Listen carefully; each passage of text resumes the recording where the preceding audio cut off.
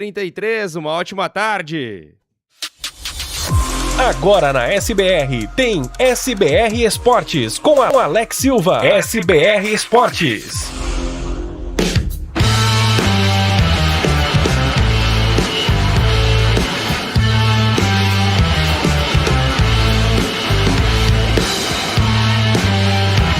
Estamos chegando!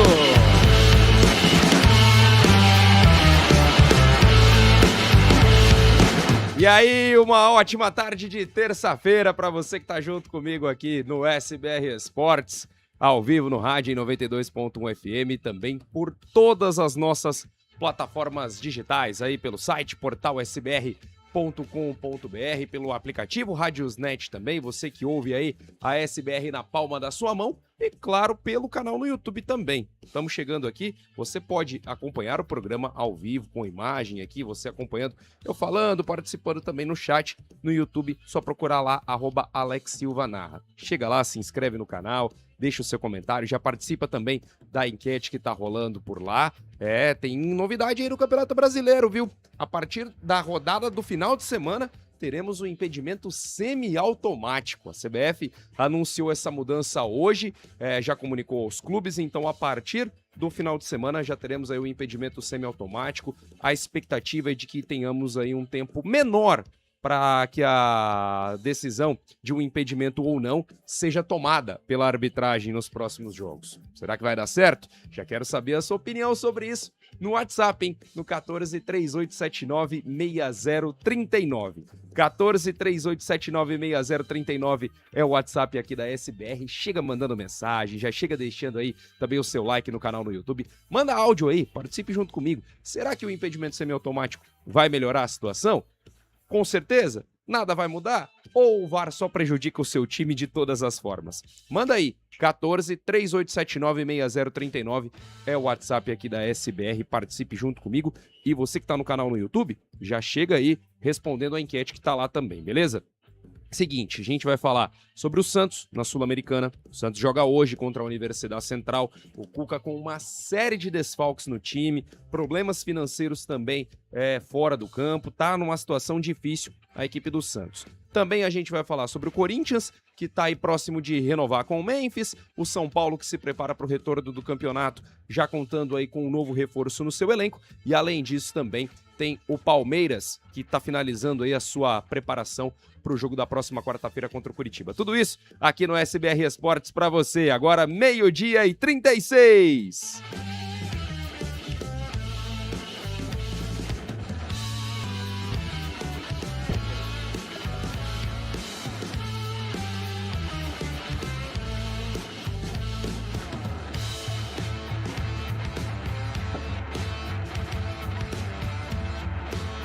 Meio-dia e 37, meio-dia e 36 ainda aqui. Tô achando que já tinha virado o reloginho. Tô maluco aqui no meu bunker, aqui onde eu monto todas as minhas coisas. Mas vamos lá, gente. Vamos falar então de Campeonato Brasileiro.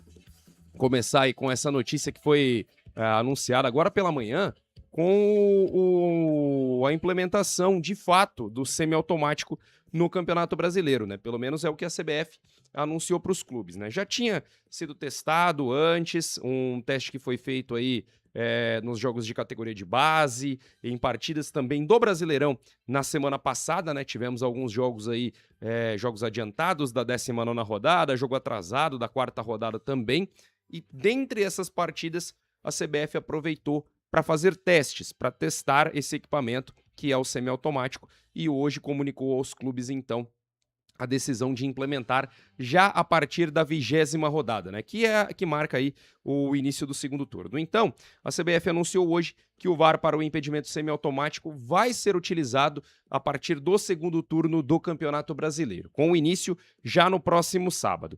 O comunicado aos clubes da Série A aconteceu na manhã de hoje, em uma reunião que aconteceu na sede da CBF lá no Rio de Janeiro. Então, todo mundo estava reunido por lá e assim houve essa comunicação da implementação do impedimento semiautomático a partir do retorno do Campeonato Brasileiro. Essa tecnologia que está sendo aí, que vai ser utilizada, ela já está instalada em todos os estádios das equipes da Série A. E a partir de agora, somente os estádios que tenham este equipamento vão poder ser utilizados para os jogos. Então, ó, presta atenção aqui na situação. Nós temos aí 19 estádios que são utilizados pelas equipes, né? O Maracanã, no caso, compartilhado por Flamengo e Fluminense. Todos esses estádios tiveram ali a instalação deste material, a instalação deste equipamento bancada pela CBF. Então, todos os estádios da Série A têm o equipamento instalado. Ah, Alex, e o meu time se ele precisar jogar fora, o que acontece? Calma lá que eu vou te explicar. O Palmeiras, por exemplo, ele bancou a instalação desse equipamento no Nubank Park. A CBF foi lá, instalou no Allianz Parque, o Palmeiras falou, beleza, tá, mas e aí? Quando eu tenho show aqui no Allianz, ou no Nubank Park, né, agora, né? Quando eu tenho show aqui no Nubank Park, como que eu faço? Porque eu preciso mandar em outro lugar. Aí o Palmeiras foi lá e bancou a instalação deste equipamento na Arena Crefisa Barueri. Então, desta forma, o Palmeiras vai ter os seus jogos sempre acontecendo nesses estádios com a instalação deste sistema do semiautomático. Em outras ocasiões, as equipes vão ter que jogar em um estádio que tenha esse equipamento instalado. O primeiro exemplo que me vem na cabeça, né, é o São Paulo, que tem os shows que acontecem no Morumbis e normalmente tem feito partidas fora do seu estádio. Já aconteceu de jogar no Canindé, já aconteceu de jogar no Brinco de Ouro da Princesa, já jogou no Cícero de Souza Marques, onde vai jogar amanhã, inclusive em Bragança Paulista. Já chegou a mandar jogos para Brasília, por conta dessa questão da locação do estádio, e mais uma vez, isso vai acontecer no final do ano, salvo engano em outubro, tem show do BTS no Morumbi e o São Paulo pode perder algumas partidas dentro do seu estádio. Caso, então, não tenha o estádio ao seu dispor, o São Paulo vai ter que utilizar outro estádio que tenha a tecnologia instalada. Neste momento, o São Paulo tem optado aí pelo Cícero de Souza Marques em Bragança Paulista. Vai ser assim amanhã contra o Atlético Paranaense e muito provavelmente também vai ser dessa forma em outras ocasiões. A não ser que negocie aí para jogar no Allianz, para jogar na Vila, né? Já jogou na Vila Belmiro, também em Santos, pode ser uma possibilidade, ou na Arena Barueri, que agora pertence ao Palmeiras, teria que fazer algo nesse sentido, né? O Palmeiras, para evitar qualquer tipo de desgaste, já foi lá, ó, deixa eu bancar a instalação aqui na Arena Barueri, eu pago o valor e a gente mantém os jogos aqui dentro desse estádio. Então, tá aí a situação do Palmeiras para evitar qualquer tipo de problema, para ter a sua casa sempre à disposição. Essa tecnologia do VAR, ela conta aí com 30 aparelhos celular. E antes que você fale, ai Alex, celular, cara, são iPhones de última geração. São aqueles iPhones que custam, sei lá, um Celta, que custam um carro bom, cara. Um carro seminovo aí, mas um carro legal. Na casa de 20 e 30 mil reais um celular desse. Então são 30 aparelhos desse dentro do campo. Olha só para você ter uma ideia. Vou fazer uma conta rápida aí. Um iPhone de última geração, chutando baixo, que ele esteja na casa dos 15 mil reais. Só para colocar em um estádio, 30 aparelhos desse, é claro que tem um custo menor, que não sei o que e tal, mas chutando baixo, seria na casa de 450 mil reais, cara. É dinheiro pra caramba, viu? Não é tudo isso, porque é claro que a CBF contratou uma empresa que é a Genius para instalar esses equipamentos e tudo mais, tem um outro custo, mas só tô dando um exemplo para você para falar que não é barato. São 30 celulares que vão ser utilizados. Esses celulares, eles gravam a partida em 4K, a 100 frames por segundo, e isso permite uma criação de uma réplica digital do jogo e assim ocorre a aplicação das linhas de uma forma mais correta e de uma forma mais rápida também, né? De uma forma mais precisa. Para você ter uma ideia, em outras ligas que utilizam exatamente a mesma tecnologia utilizada pela CBF, como a Inglaterra, como a Liga Belga e também como a Liga Mexicana, o tempo para se tomar uma decisão de um impedimento caiu em média 33%. Então, 33%. Vamos colocar que hoje a gente tem aqui no Brasil, que dá mais ou menos isso às vezes, viu? Uns 3 minutos para traçar ali as linhas. Às vezes demora mais, às vezes demora um pouquinho menos, por conta do VAR ali passar as linhas manuais e tudo mais. Mas vamos colocar aí de 2 a 3 minutos. Cara, de 2 a 3 minutos para se tomar uma decisão, pensa que cai 1/3 disso. Pelo menos. Então é uma decisão que vai ser tomada muito mais rápida. Se uma decisão que antes era tomada em 2 minutos, muito provavelmente ela vai ser tomada dentro de 1 minuto e meio antes. Se era 3 minutos antes, vai ser em cerca de 2 minutos. Vai ser muito mais rápido esse processo. A gente ainda não tem uma certeza se vai chegar a ser na casa de menos de 1 minuto para se tomar essa decisão. Tomara que seja, mas pelo menos vai cair bastante o tempo. Vai cair muito, consideravelmente, para essas partidas do Campeonato Brasileiro. E, cara, eu acho maravilhoso mesmo. Eu vejo que é uma tecnologia que tem uma assertividade um pouco maior. Isso, para mim, fica bem claro com relação ao VAR. Já ficou claro na Copa do Mundo, já ficou claro em outros jogos que a gente vê, uma assertividade um pouco maior, uma decisão mais rápida.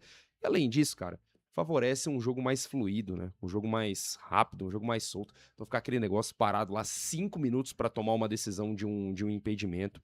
Não, os caras vão ter a imagem ali, as linhas traçadas e beleza, é isso, acabou. Não tem conversa, não tem discussão com relação a essa situação.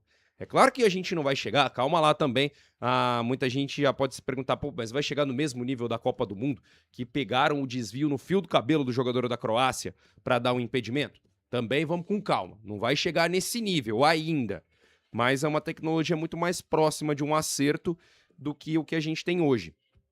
E espero muito que dê certo, espero muito que funcione e que seja uma tecnologia que tire mais dúvidas do que deixe mais dúvidas, porque às vezes o VAR ele acaba mais prejudicando nesse sentido do que ajudando. Ele acaba mais gerando dúvidas do que esclarecendo elas. A gente sabe de situações aí que o pessoal fala, pô, mas e a linha foi traçada do não sei aonde, o frame do não sei aonde, cara, vai ser tudo automático dessa vez. Não tem muita manipulação, vamos colocar dessa forma. E aí, também uma outra situação que já foi colocada. Alex, e se por acaso a tecnologia falhar? Porque tecnologia falha, a gente sabe disso, né? Já tem um protocolo que vai ser adotado, que em caso do sistema estar inoperante, em caso do sistema não funcionar, os capitães, os técnicos vão ser avisados, a arbitragem também, e aí vai voltar para o que era antes, com os árbitros ali traçando a linha manualmente. Espero que não tenhamos esse tipo de problema. Espero que isso não aconteça, de verdade. Eu espero muito que a gente tenha essas imagens de uma maneira clara, rápida e objetiva e que não interfira na continuidade do jogo, na sequência do jogo. Espero muito que dê certo. Inclusive, sobre essa questão da sequência do jogo, né? Eu tava pensando esses tempos atrás, não sei se você tem às vezes a mesma sensação que eu, mas eu tenho isso.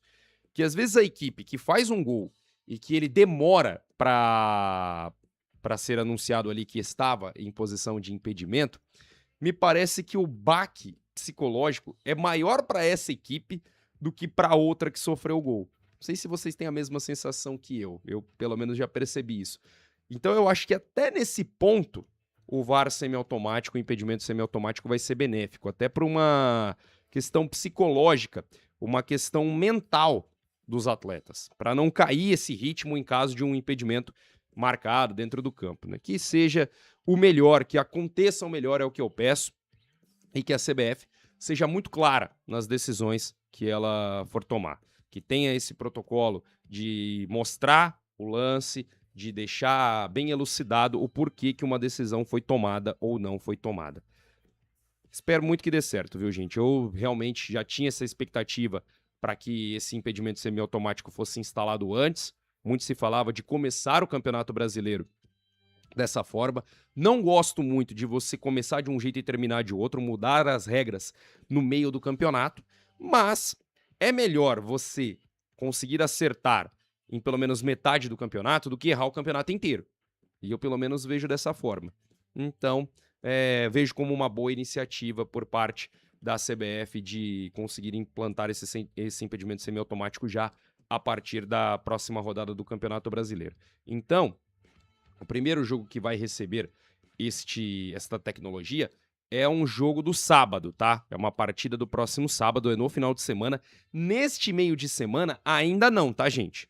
Neste meio de semana é só o VAR normal, podemos colocar assim. A 19ª rodada ainda vai ser disputada somente com o normal, não vai ter o semiautomático.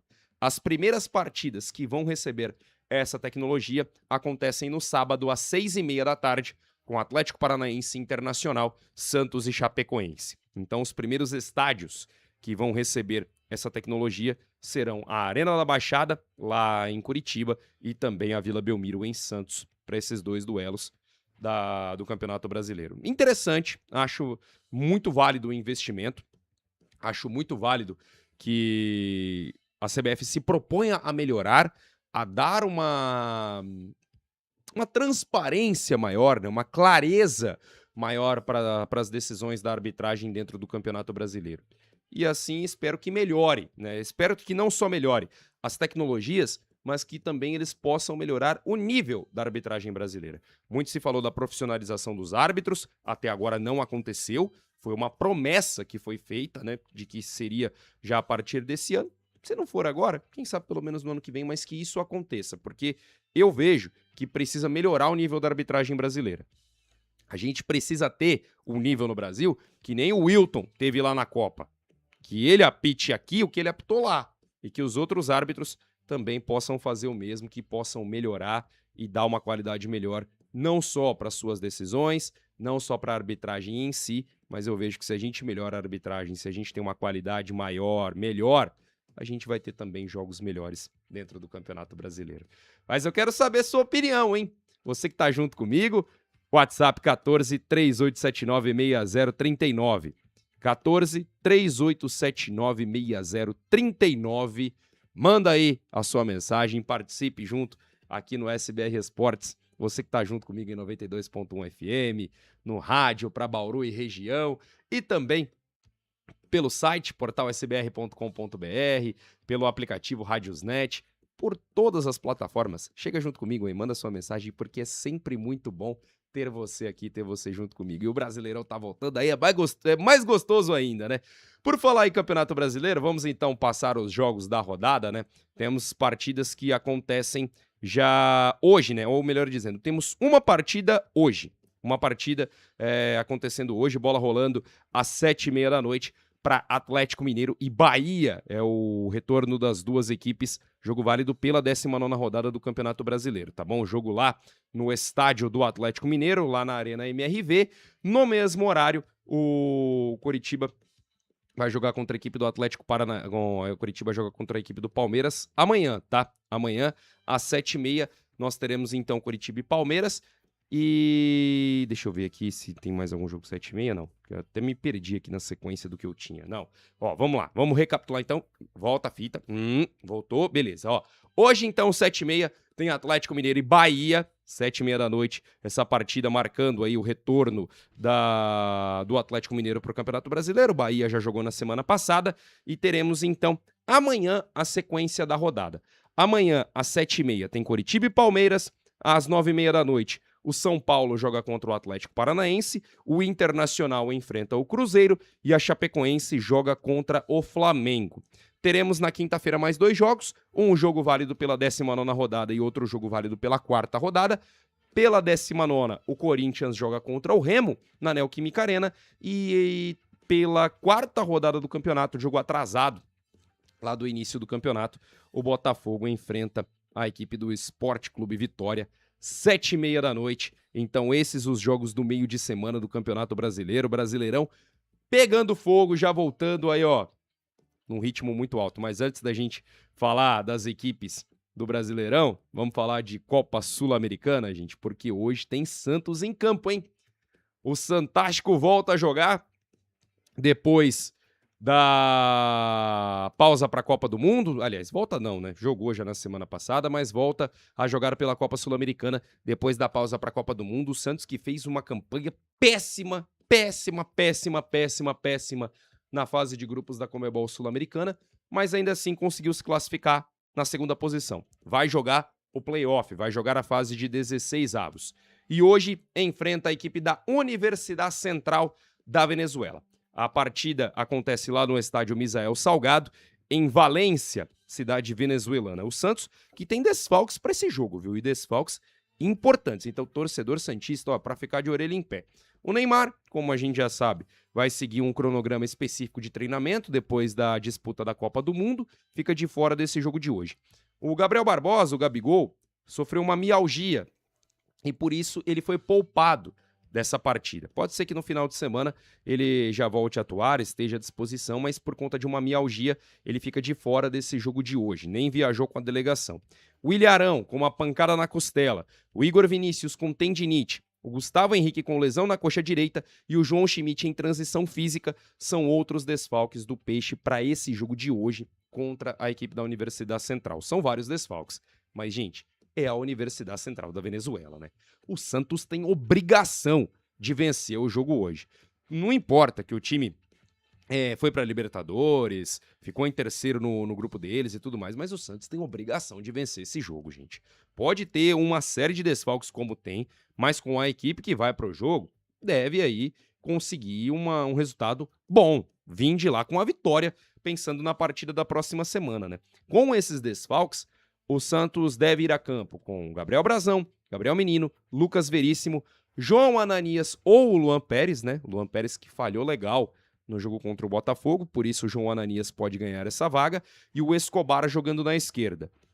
No meio, Christian Oliva, Gabriel Bontempo, Miguelito, Barreal, Roleiser, mais à frente o Tassiano para completar aí a equipe do Santos. Esse deve ser o time santista para esse jogo de hoje lá no estádio Misael Salgado em Valência, na Venezuela. Partida que vai ter transmissão na TV aberta do SBT.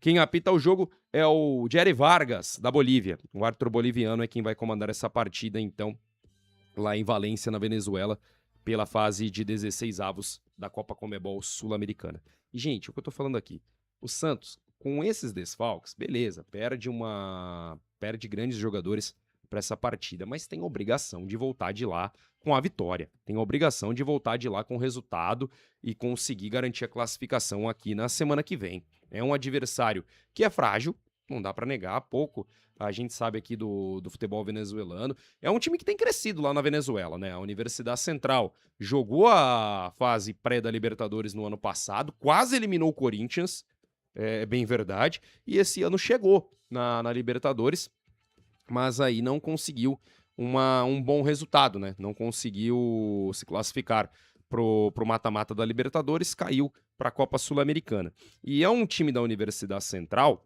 que não é muito forte, sejamos sinceros, e o Santos tem totais condições de construir o seu resultado. Esse time da Universidade Central, só para você ter uma ideia, eles não jogam desde o dia 30 de maio. Foi o último jogo da Universidade Central quando venceu a Portuguesa de lá no campeonato venezuelano.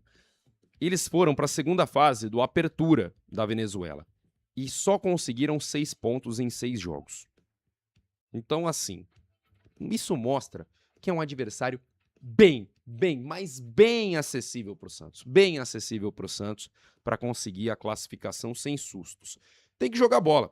Contra o Botafogo, na semana passada, eu acho que o Santos conseguiu jogar bem. Eu acho que o Santos, o resultado, na minha visão, não traduziu o que foi o jogo. Não traduziu o que foi a partida. O Santos foi melhor que o Botafogo no jogo. Criou mais oportunidades, enfiou 3, 4 bolas na trave, obrigou o Léo Link a trabalhar. Só que o problema é, o Santos não aproveitou as oportunidades que teve no ataque e a defesa do Santos é uma peneira, gente. Todo jogo o Santos toma gol. Se não corrigir esse problema, vai ser muito difícil. Não só a Copa Sul-Americana, não só a Copa do Brasil, mas principalmente o Campeonato Brasileiro. O Campeonato Brasileiro tem que ser o foco do Santos. Acho que a Copa Sul-Americana, se vier, beleza, é um título e tudo mais, mas o foco do Santos é permanecer no Brasileirão hoje. O Santos hoje tá na beira da zona do rebaixamento, tá quase entrando. Pode ficar numa situação delicadíssima na rodada do final de semana, se não conseguir o resultado. Pode, no final de semana, inclusive, ir para a zona do rebaixamento do Brasileirão. Então, é algo que o Cuca precisa consertar, não é só para hoje, é para o restante da temporada. É um time que sofre muitos gols e que, além de sofrer muitos gols, perdeu muitas oportunidades no jogo contra o Botafogo. Criou bastante, teve volume de jogo, volto aqui a dizer, não acho que foi uma partida ruim do Santos, não acho mesmo, de verdade. Acho que contra o Botafogo fez até um jogo legal. Faltou aproveitar as oportunidades e, principalmente, não dar as brechas defensivas como deu. Os gols que toma são 2 falhas bizonhas, mas bizonhas da defesa do Santos. O primeiro gol, uma falha do Luan Pérez, e no segundo gol, o Gabriel Brazão saindo no meio do campo para dar um bico sem confiança nenhuma, sem certeza nenhuma do que ele estava fazendo, completamente afobado, e entrega o gol de graça.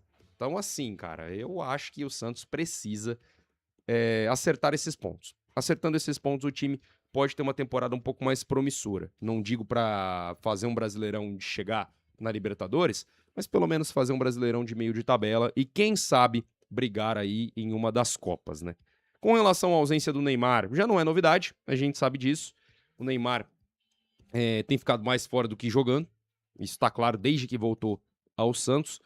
Era de se esperar mesmo que ele ficasse de fora dessas partidas depois do retorno do campeonato, por conta de ter jogado a Copa do Mundo, aí vai ter um período de férias, né? Coisa que o elenco não teve no final do ano, tem que bater todas essas férias. E além disso, gente, o Santos deve uma grana gigantesca para o Neymar, mas grande, muito grande, muito grande. Então é um time que precisa se adaptar a essa situação de jogar sem o Neymar. É fato, se você pegar os números, os comparativos, o Santos tem um aproveitamento melhor com o Neymar do que sem o Neymar. Isso é algo que é irrefutável. Não dá para eu falar uma coisa que não seja verdade aqui. O aproveitamento do Santos é muito melhor com o Neymar em campo. Só que, cara, não dá para depender só de um jogador que tá mais no DM do que jogando. Não dá para fazer isso. A equipe do Santos vai precisar se adaptar com esse tipo de situação e entender que não dá para contar somente com o Neymar para conseguir bons resultados na temporada. Vai ser um jogo que joga sem ele, não acredito que precise dele para essa partida, mas vai ter que pensar um pouco melhor com essa questão para a sequência da temporada. Se tiver o Neymar saudável, eu não tenho nem dúvida de que o Santos pode conseguir resultados melhores na temporada no Campeonato Brasileiro, mas não dá para contar com o jogador, né? E além de tudo isso, né, além dessas questões de campo, lesões e tudo mais, o Santos que está em um transfer ban também, né, não pode registrar novos jogadores, o Santos que tem um atraso de salário nos direitos de imagem dos jogadores, né? O Tiquinho Soares, por exemplo, conseguiu a rescisão já, a rescisão unilateral, já caiu fora e existe uma expectativa de que outros jogadores possam ir pelo mesmo caminho e conseguir essa rescisão unilateral. O Santos está devendo demais, demais, demais, demais. Tá difícil equacionar essa questão financeira. Era algo que eu imaginava que uma gestão do Marcelo Teixeira fosse conseguir quando ele pega o Santos na Série B do Campeonato Brasileiro. Mas assim, cara, é muito difícil sanar esse tipo de problema. Ainda mais fazendo os gastos que o Santos vai fazendo, né? Colocando aí contratações em cima de contratações que não fazem sentido em muitos momentos, e a bola de neve só vai aumentando, aumentando. E, cara, em um momento isso reflete no campo. É fato isso. Jogador, quando não tá recebendo, meu amigo, não vai jogar tudo que ele pode. É uma situação delicada. É triste falar disso, é triste. Eu acho que é triste a gente falar desse tipo de situação, e eu, particularmente, não é que eu defenda jogador fazer corpo mole, mas eu entendo. Trabalhar sem receber é duro, viu? A partir do momento que você faz um acordo, você faz um contrato com alguém e essa pessoa não honra com a parte dela, você fica pé da vida, pô. Você fica louco com isso. Então pode refletir em campo, sim, essa situação do Santos e quem sabe ter até mudanças no elenco por conta disso, né? Essa informação que eu vi hoje foi do Vinícius Rodrigues, né? Um dos jornalistas do Sport TV, que falou sobre essa questão dos atrasos de imagem e também citou que outros jogadores podem tomar o mesmo rumo, o mesmo caminho aí do Tiquinho Soares. Olha, sendo bem sincero, eu acho que isso pode acontecer mesmo, viu? Tá aberto aí o WhatsApp pra você, 14-3879-6039. Manda aí a mensagem, pô, vem comigo. Você, torcedor santista, o que você tá esperando pro jogo de hoje, hein? O que você tá esperando? Tá esperando o Santos voltando melhor? Tá esperando uma vitória do Santos para dar um pouco mais de alegria nessa semana? Ou tá esperando um jogo difícil, tá esperando um resultado ruim lá na Venezuela? Se você estiver esperando um resultado ruim, eu te entendo, tá? Eu te entendo mesmo. Mas olha, vou ser sincero pra você, não acho que o Santos vai voltar com uma derrota de lá da Venezuela, não, viu? Acho que o Santos volta com um bom resultado. Acho que volta com um bom resultado, sim, na partida de hoje. Tem mais time da Universidade Central não é tudo isso. Acho que dá pra conseguir um bom resultado lá, sim, viu? Eu, pelo menos, hoje, vou arriscar aqui um palpite. 2-0 Santos hoje. 2-0 Santos. Pra ir voltar mais tranquilo, jogar na Vila na próxima semana com maior tranquilidade. Além de Santos e Universidade Central, temos também uma outra partida pela fase de playoff da Copa Sul-Americana. Às 7h, o Nacional do Uruguai joga contra o Tigre da Argentina. Essas equipes se enfrentam, então, no primeiro jogo da fase de playoffs da Sul-Americana. Teremos amanhã, às 7h, o Independiente Medellín jogando contra o Vasco, às 7h. Às 9h30, o Sporting Cristal enfrenta o Bragantino. E no mesmo horário, o Lanús joga contra o Cienciano, né? O Lanús da Argentina enfrentando o Cienciano do Peru. Na quinta-feira, o Bolívar da Bolívia joga contra o Grêmio, às 7h. Às 9h30, o Boca Juniors enfrenta o O'Higgins, Boca Juniors da Argentina. O Boca Juniors mesmo caiu aí para a Copa Sul-Americana, não conseguiu avançar de fase na Libertadores, enfrentando o O'Higgins do Chile. E também teremos Santa Fé e Caracas, o Independiente Santa Fé da Colômbia, jogando contra o Caracas da Venezuela. Deixa eu pegar aqui o chaveamento para passar para vocês corretamente quais seriam os confrontos das equipes brasileiras nessa Copa Sul-Americana, só para trazer aqui certinho para você, viu? E a gente já elucida aqui quem o Santos, por exemplo, pode pegar, passando de fase, qual seria a situação da equipe do Peixe, qual seria a situação do Grêmio. Deixa eu pegar aqui, vamos lá. Tá atualizando aqui. Ó, agora foi, ó. Só para você ter uma ideia, nessa fase de 16avos, os segundos colocados de cada grupo da Sul-Americana jogam contra os terceiros da Libertadores, né?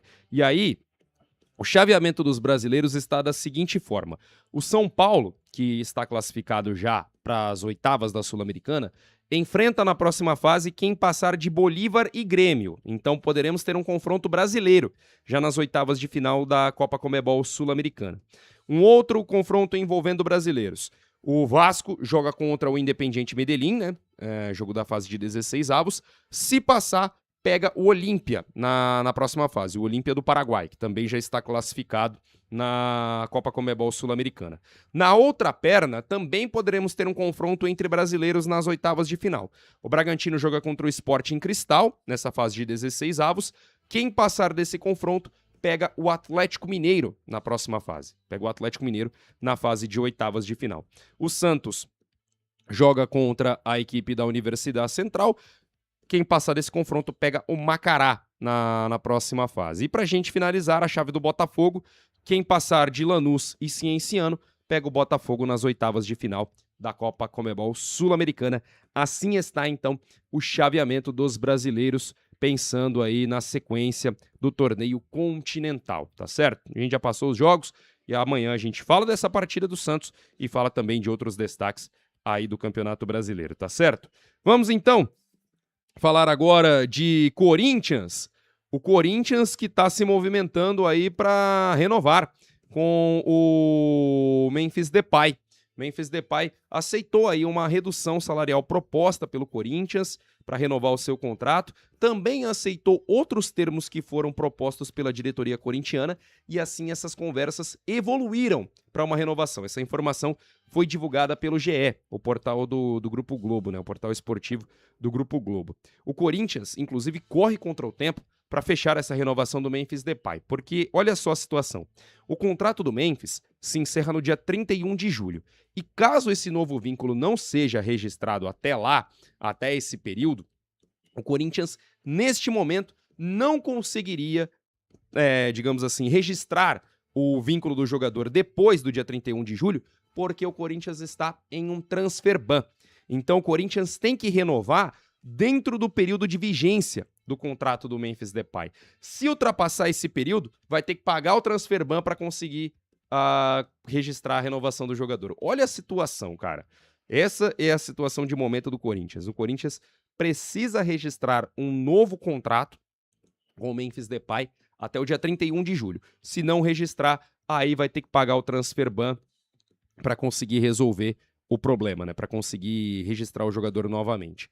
O Memphis, que foi convocado para a seleção da Holanda, disputou a Copa do Mundo, tá desde a fase de 16avos da Copa do Mundo sem fazer nada, né? Vamos ser sinceros também, né? Já poderia ter voltado. pediu ali um tempo por conta da eliminação precoce da Holanda na Copa, sentiu isso, tudo mais, férias, faz os trabalhos à parte e por aí vai, mas eu acho que já poderia estar junto com o time do Corinthians. Tá certo que o Corinthians deve grana para ele também e ainda não tinha certeza com relação a essa questão da renovação. Sendo bem sincero com vocês aqui com relação ao Memphis Depay, a minha opinião é a seguinte, eu acho que um bom jogador, acho que é um jogador que faz a diferença nesse time do Corinthians. Eu acho que ele engrandece essa equipe. É um cara que dentro do futebol brasileiro ele tem um nível superior à média. Ele joga mais que muitos jogadores aqui no Brasil.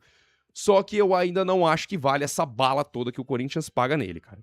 O Corinthians tá numa dívida bilionária aí com o Memphis Depay. Tá devendo pra todo mundo e ainda quer pagar uma bala no Memphis Depay. Eu entendo que é um jogador que atrai mídia, é um jogador que atrai patrocínio, é um jogador que atrai visibilidade e tudo mais, que não sei o quê. Mas assim, cara, eu sinceramente não sei se vale tudo isso não. Quero saber sua opinião aí, ó. Você que tá junto comigo aqui no canal no YouTube, você que também tá no rádio.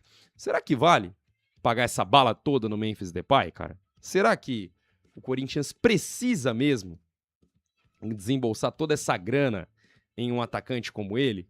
Não sei, viu? Sinceramente falando, eu acho que é muito dinheiro, cara. Acho que é muito dinheiro para um jogador que é bom, mas que não necessariamente resolva tudo sozinho dentro desse Corinthians, né? Assim, eu acho que vale o esforço para renovar, mas vale o esforço também para conseguir reduzir o salário dele. Eu acho que o Corinthians não pode vender a alma para ficar com o atleta. A saúde do Corinthians neste momento, a saúde financeira, é o mais importante. O detalhe, só para você ter uma ideia, o Corinthians hoje tem uma dívida total, tá, gente? Total, contando tudo, na casa de 2 bilhões e 700 milhões de reais. Quase 3 bilhões de reais o Corinthians deve neste momento. Está com 3 transfer bans ativos. Um pelo não pagamento da contratação do José Martínez, do Philadelphia Union, dos Estados Unidos. Um outro transfer ban porque não pagou a multa que foi gerada dessa punição feita ao Corinthians por conta da contratação do José Martínez, e uma outra com a Câmara Nacional de Registros, né, a CNRD aqui do Brasil. Por conta dessas 3 questões, o Corinthians não pode registrar jogadores neste momento. Está com 3 transfer bans ativos por conta disso. E precisa honrar com as suas dívidas para conseguir trazer novos jogadores. Olha a situação que o Corinthians está. E ainda tem o detalhe, né, que o Corinthians está devendo para o elenco, né? Conseguiu acertar uma parte do que estava atrasado.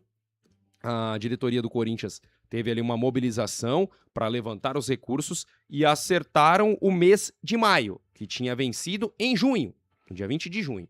Essa informação foi divulgada pelo portal Meu Timão, né? Então o Corinthians conseguiu mobilizar, conseguiu levantar os recursos para pagar os direitos de imagem que estavam atrasados do mês de maio de parte do elenco. E o Corinthians que já tinha atrasado não só elenco, mas funcionários no começo desse ano.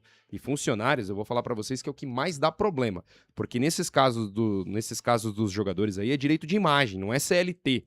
CLT, normalmente, os clubes eles pagam um valor mais baixo na CLT, porque é o que eles precisam honrar para manter o vínculo empregatício com o jogador, para não ter um problema maior com a justiça trabalhista, né? E aí, casos de contrato de imagem é uma situação um pouco diferente. Você pode deixar um tempinho em atraso e tudo mais. Normalmente, acima de 3 meses que dá algum tipo de problema, né? Mas assim, é uma situação que você tá desonrando o que você combinou com os jogadores. Enfim, o Corinthians conseguiu pagar esse mês de maio, de acordo com o portal Meu Timão, a informação que foi divulgada por eles.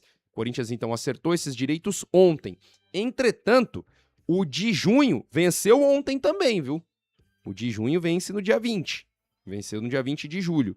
Então, a gente ainda não sabe, pelo menos as informações que foram divulgadas dão conta de que esse valor ainda não foi pago.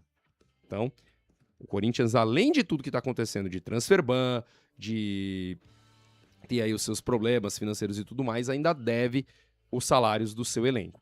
E olha, cara, eu falo isso, eu falei sobre o Santos, vou falar também sobre o Corinthians, não acho que é um problema aliás, não acho não é um problema exclusivo de Santos e Corinthians. Acontece na maioria dos clubes aqui no Brasil, infelizmente. São poucos os clubes hoje que não têm problemas com o atraso de salários de jogadores. Pouquíssimos clubes que não têm esse tipo de problema. É triste a gente falar isso, porque é resultado de má gestão, é resultado de pessoas que acabam levando algumas coisas do clube e por aí vai. Mas enfim, a questão é, acho que principalmente para o torcedor, é o quanto isso reflete dentro do campo. E assim, cara, já vi times do Corinthians que foram campeões sem receber. Acho que 2017, salvo engano, tava todo mundo com salário atrasado uma boa parte do ano e mesmo assim os caras correram pra cacete e conseguiram o Campeonato Brasileiro daquela temporada, mas não é todo mundo que é assim não, viu? Não é todo mundo que é assim não. Eu já fiz esse exercício aqui com você e faço mais uma vez. Pensa aí, seu patrão combina uma coisa contigo, seu patrão combina que vai te pagar dia 5 ou no quinto dia útil do mês, chega lá e não paga o que foi combinado, paga menos ou não paga, você não fica louco da vida com isso? Não te dá a mesma vontade de trabalhar, né? Que trabalhar sem receber, eu falo, é duro, cara, é péssimo isso. Não te dá a mesma vontade de trabalhar. É a mesma coisa jogador de futebol, gente. Se o combinado não tá ali sendo executado, os caras não vão se dedicar, não vão correr.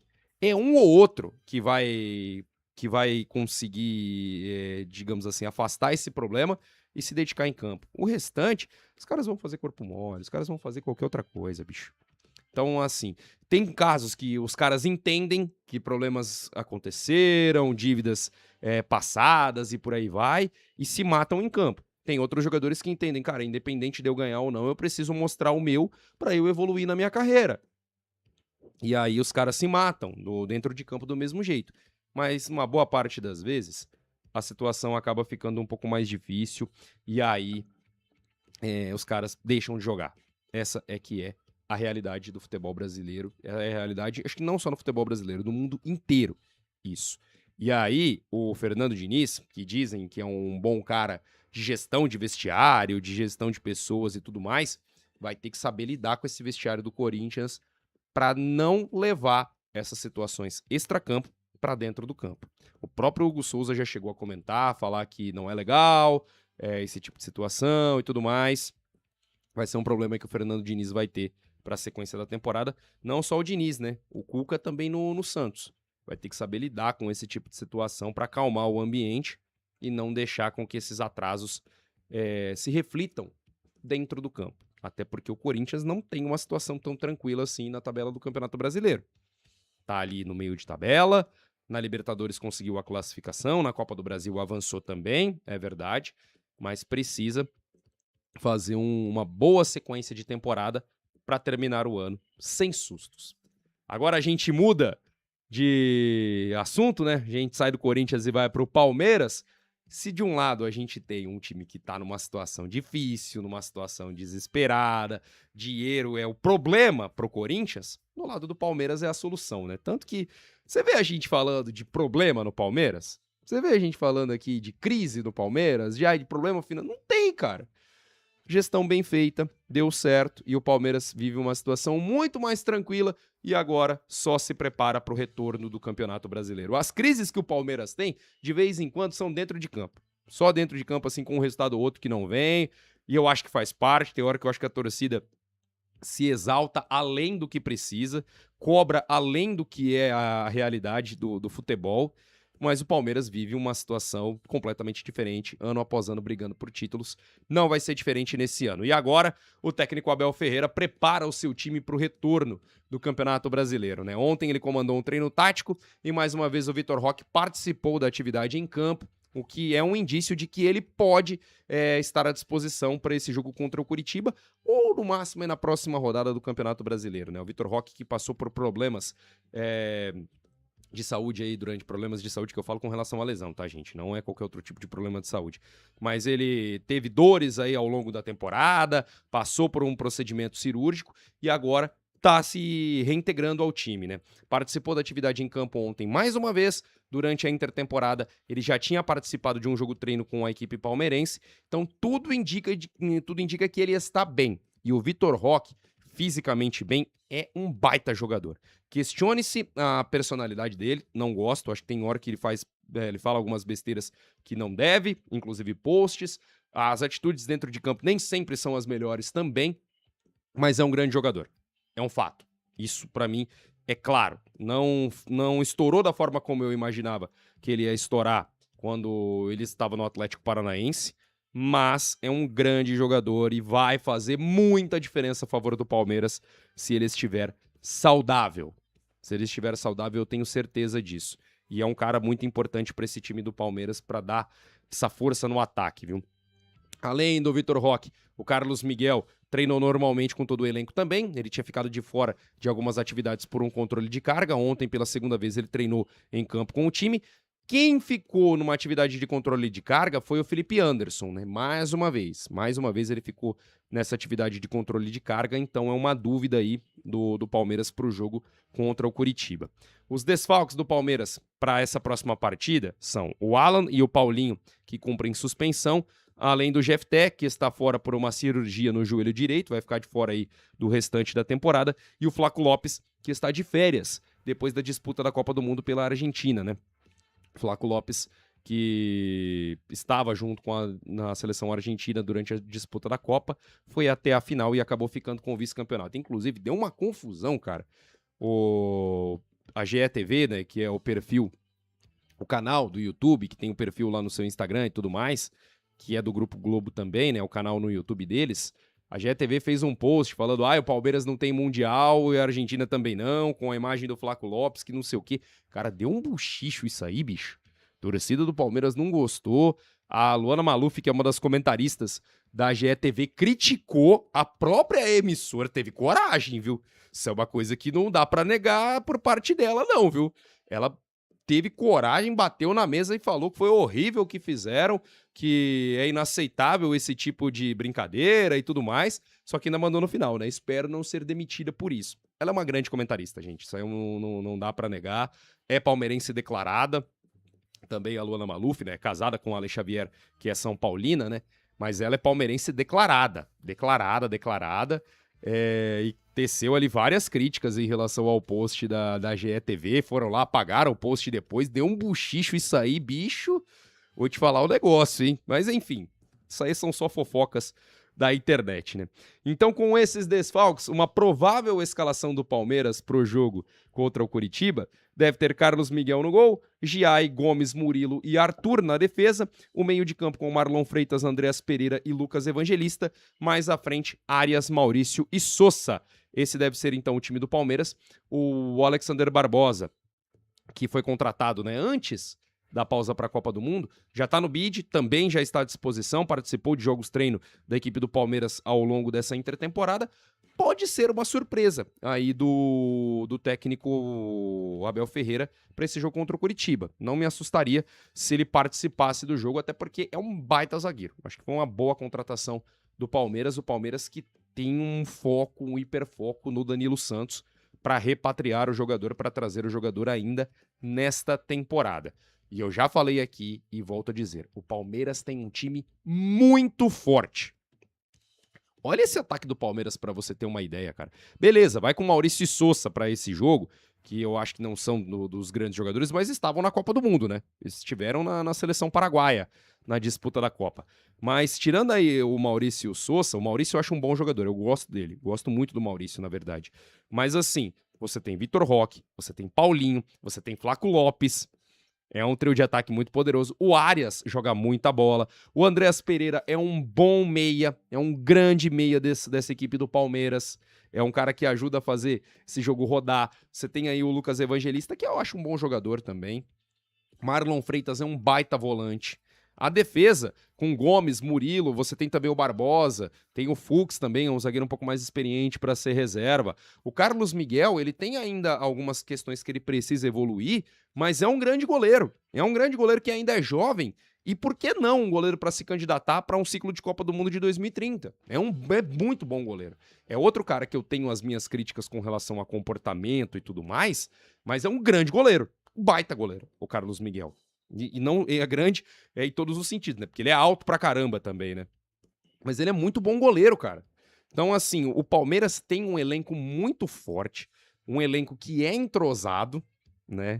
Isso é um outro ponto que a gente tem que colocar aqui, e com caras que podem ter esses destaques individuais também. Eu acho um time muito interessante, cara. Eu acho um time muito forte. Gosto muito do Paulinho, acho um grande jogador. Tá voltando aí depois de muito tempo fora, né? Muito tempo afastado por conta de lesão, não conseguiu jogar direito ainda, mas é muito bom jogador. O Vitor Roque é muito bom jogador. O Flaco Lopes também é um baita atacante. E sempre aparecem aí os caras da academia, né? Os crias da academia. O Alan, por exemplo, é muito bom jogador. Outros podem aparecer aí também nessa formação do Palmeiras. É um time que, sem sombra de dúvidas, é favorito para ganhar tudo. Está entre os favoritos. Aliás, é o favorito não, né? Está entre os favoritos para ganhar tudo nessa temporada. Campeonato Brasileiro, Copa do Brasil e também a Copa Conmebol Libertadores. Eu acho que o está entre os favoritos e o favoritismo é dividido com o Flamengo. Flamengo que pode estar negociando aí, pode estar trazendo Thiago Almada, viu? E que se vier mesmo, vai ser uma contratação espetacular. Se jogar o que jogou no Botafogo, antes de ir para a Europa, meu amigo, vai arrebentar no time do Flamengo, porque é muito bom de bola esse argentino, cara. Não fez uma grande Copa do Mundo com a seleção da Argentina, é bem verdade, não teve um grande destaque nessa seleção argentina, mas é bola o tal do Thiago Almada, viu? Se vier pro Flamengo, olha, vai ser difícil segurar os caras. Agora 1h24 aqui no SBR Esportes. E aí, o que você acha? Palmeiras vem com tudo para essa temporada mais uma vez? Manda aí no 1438796039. Pra gente finalizar aqui o nosso SBR Esportes, vamos falar do São Paulo. São Paulo que anunciou ontem uma chegada e também uma saída no seu elenco, né? O Tricolor anunciou ontem, de forma oficial, a contratação do lateral direito Aurélio Buta, que estava livre no mercado, né? O Buta, ele nasceu na Angola, mas é naturalizado português. Vai ser mais um português que vai defender o time do São Paulo. Além dele, o Domingos Duarte, zagueiro, que já está aí com tudo negociado, tudo acertado, também deve ser anunciado aí nos próximos dias, quem sabe até hoje, é outro português que vai estar junto com o Aurélio Buta, né?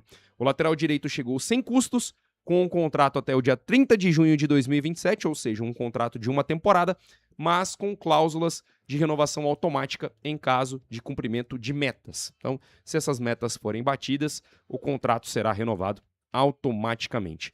O jogador é um polivalente. Ele pode atuar como zagueiro, já fez isso em alguns momentos na carreira, e também pode jogar um pouco mais avançado, né? O Aurélio Buta que passou por algumas equipes de menor expressão dentro do futebol europeu. Já jogou em Portugal, já jogou também na Dinamarca, jogou na França e também na Alemanha, né? Inclusive, ele pertencia ao Eintracht Frankfurt da Alemanha, tinha sido emprestado para uma equipe da Dinamarca, voltou, cumpriu ali o seu contrato com o Eintracht, ficou livre no mercado e por isso acertou com o São Paulo. Também teve muito próximo de jogar no Panathinaikos da Grécia, né? É um jogador que é um polivalente da posição. Eu acho que o São Paulo precisa de jogadores que possam fazer mais de uma função, principalmente ali na defesa. E é um cara que chega para, eu vejo, na minha opinião, que chega para agregar. Porque dentro da função, dentro da lateral direita, o São Paulo hoje tem o Lucas Ramon, o Igor Felisberto e o Moreira. E o Mike, né, também. O Mike e o Moreira podem ser emprestados, pelo menos essas são as informações que estão sendo divulgadas.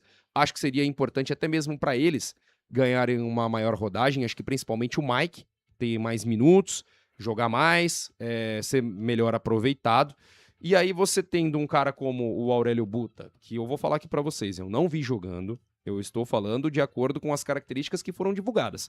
Se é um cara que pode trabalhar muito bem pelo lado do campo, tem uma certa agressividade, tem força física e que, além de tudo, ainda pode ajudar na defesa, ser um dos jogadores ali para atuar como um zagueiro, eu vejo como uma contratação interessante. Eu acho que a gente vai ter que esperar para ver. O São Paulo já teve algumas experiências aí que não foram legais, trazendo jogadores desconhecidos, assim, né, pro seu time, como o Jamal Lewis, por exemplo, que pouco jogou.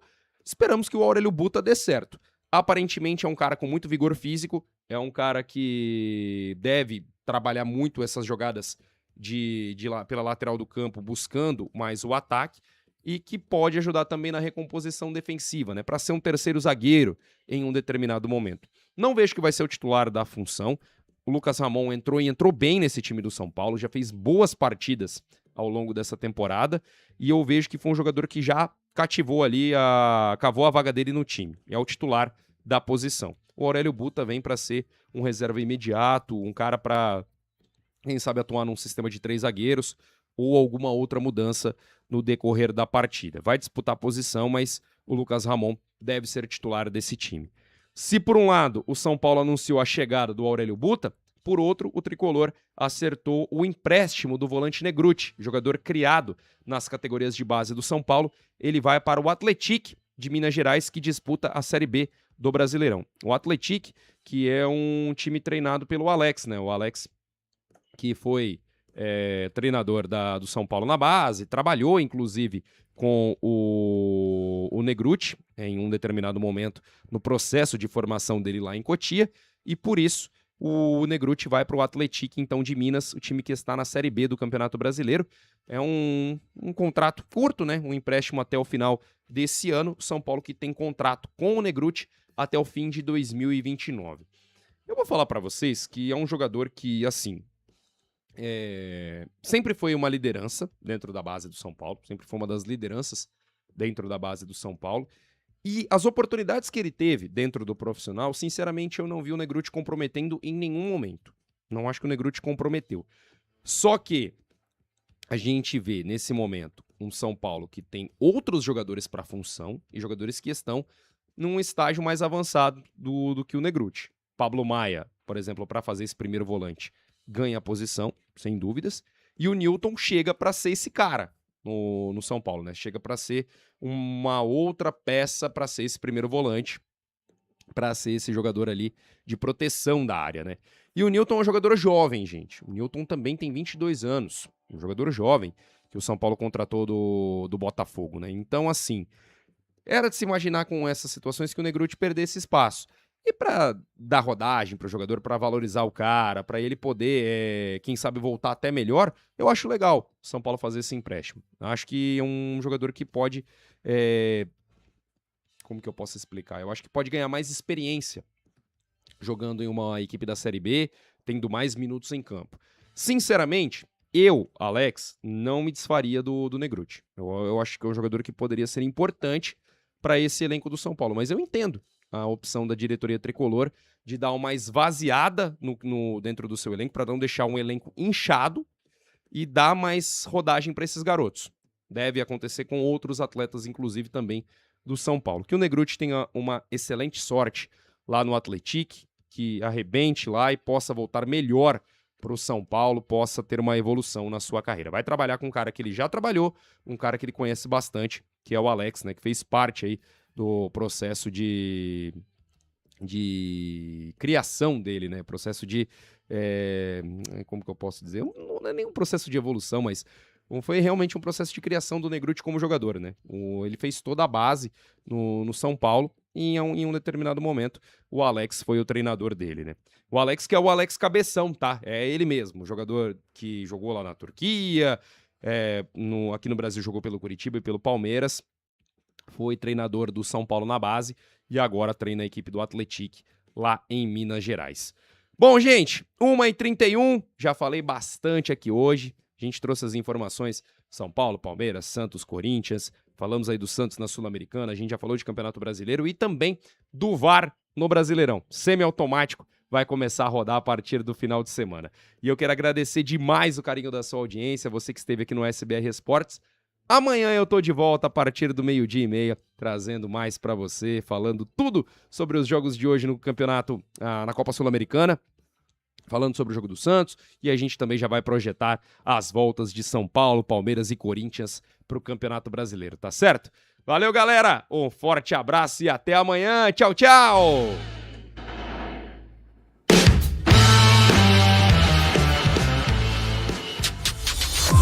Você